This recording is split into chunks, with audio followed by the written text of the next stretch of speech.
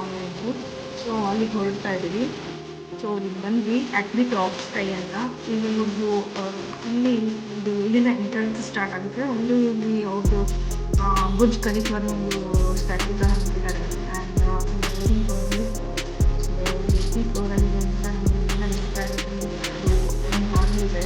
ಅಂದರೆ ನೋಡಿ 86 84 ಮತ್ತು ಕೆಳಗಡೆ ಇಷ್ಟು ಸೆಕೆಂಡ್ಸ್ ಆಗ್ತಾ ಇದೆ ಅಂತ ತೋರಿಸ್ತಾ ಇದೆ.